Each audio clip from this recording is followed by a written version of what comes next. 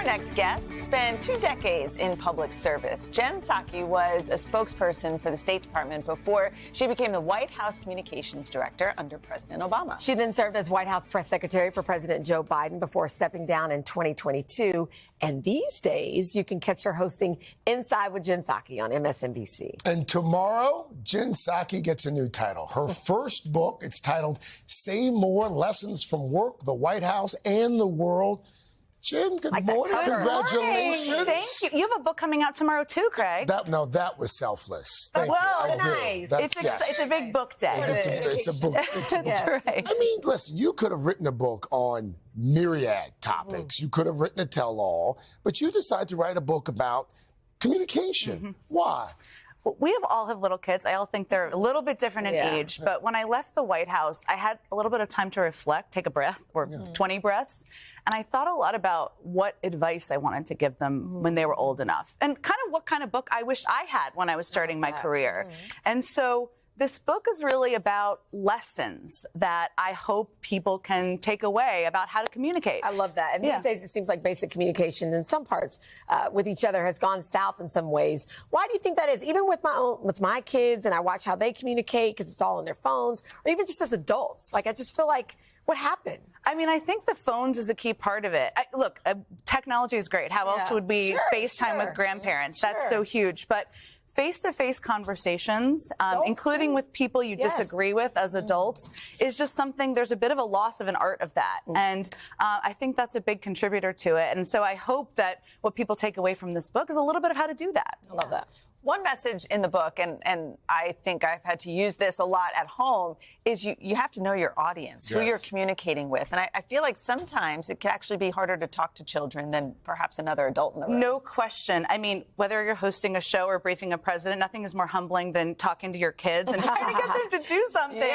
And I've had that experience so many times. I mean, when I went back to the White House to work for President Biden, my daughter was 5 at the time, old enough, right, to kind of understand. I took her out to frozen yogurt. I wanted to explain to her, and I'd kind of written up this speech, right? I'd prepared. And I said to her, okay, Vivi, you know, that nice guy who won the presidency, he asked me to come help him. It's a kind of a ludicrous thing to say about somebody who was just elected, but that aside. And I said, and it's going to take some sacrifice because I'm going to be away from him a bit. It's going to take sacrifice from you, too. But we're doing it for the country. And I was like, ugh.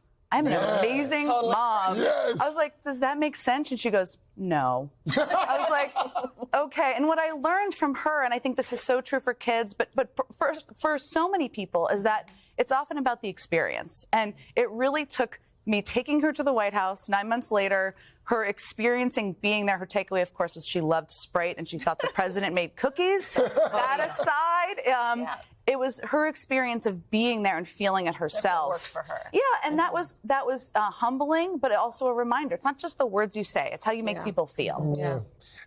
Perhaps you've heard there is an election that's just a few months away. I have heard that. You've spent a lot of time working on campaigns, working actually inside the White House. What do you think that the election is going to hinge on? How do you think folks are going to make up their minds?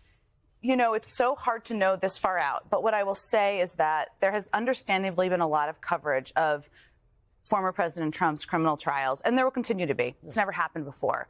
But there are a lot of issues at stake for people out there. The climate, the future of education, tax cuts, abortion rights. I actually think it's ultimately about what impacts you and people who are not consuming this every day. That's how I think they think about it. So I think those issues don't always get front and center attention. I think it will hinge on them in many places.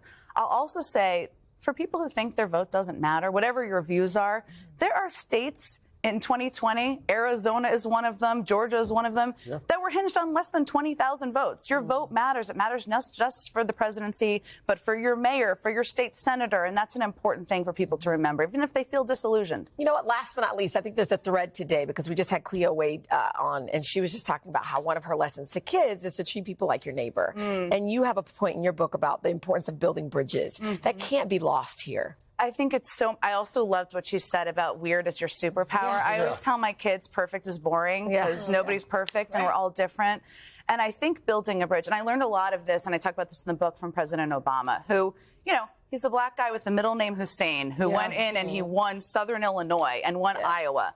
And some of it is about listening and engaging with people and hearing what they have to say. And I think oftentimes in the art of communication, we miss that as a key part of it. It's not just what you say at people, it's how you listen and engage and respond to people. Jen Psaki. Solid. Thank you all. Yeah. Great to see you. So good. Thank you. Thank you. Say More. That's the book. It's available tomorrow. It looks fantastic. How about that cover? It's like, Yes.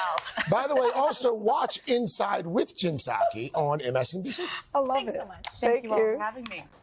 Hey, thanks for watching. Don't miss the Today Show every weekday at 11 a.m. Eastern, 8 Pacific on our streaming channel, Today All Day.